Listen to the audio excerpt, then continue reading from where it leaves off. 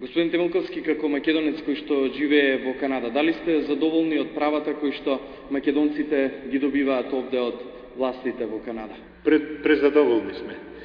Мислам, Канада е една од државите што е како семпл во целиот свет, бидејќи ги имаме сите права да сме што сме по религија, по јазик, по култура, да си употребваме културни живот, да живееме, све имаме. Задоволни ли сте од потегот на македонските власти за дозволување на диаспората на Македонија да има своје право на глас? Идејата прифатваме многу добро, но треба да најдеме решенија на многу од оние пречки што стојат пред нас. Кои се тие пречки?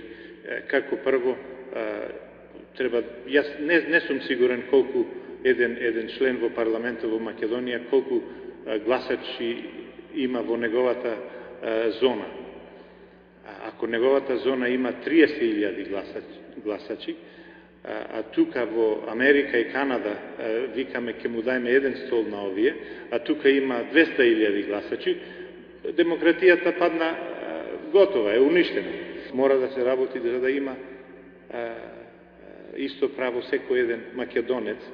Како што рековме, оти тука ние работиме, јас од кога сум дојден во Канада пред 42-3 години, работиме за Македонија да биде заедно, една Македонија, обединета Македонија. А сега, ако дојдат некои активности од некаде, да ни кажат, не, ти си од таа страна, овој од оваа страна, па знаеш што ќе му кажеме ние на тие луѓе што ќе ни го кажат тоа. Кога му даваме право да гласаат на народ, на луѓе, треба да имаме исти закони, под кој закон и кој има право да гласа. Јас имам искуство од тука и ги знаеме работите како работа. И затоа, ако нема секој еден македонец, бидејќи македонците во Канада се од сите делови од Македонија, ако немаат сите исти закон да одат да гласат, мислам, оние што го имаат тоа право, нема да го употребат. А зошто некој нема право да гласа? Бидејќи нема документи, бидејќи не се родени во Република Македонија, бидејќи не се држављани на Македонија, бидејќи не живееле никогаш таму. Господин Темелковски, ние во Македонија ги слушаме пораките на македонската диаспора за прекинување на преговорите помеѓу Македонија и Грција, кои што се водат под покровителство на Обединетите нации. Дали вие, ве прашувам како политичар, мислите дека треба да се прекинат овие преговори? Ово е еден жок. Ние ќе бидиме на дефенс, ќе одиме на дефенс секогаш да бараме нешто. А за да го добиеш гејмот треба да клаиш гол. Ако си ти секогаш на дефенс, како ќе клаиш гол? Па треба Македонија да оди на офенс. Бара нешто? Што? Му пречиме на некој? На кој? Имаме полно право или немаме? Јас се учествувам да го имаме.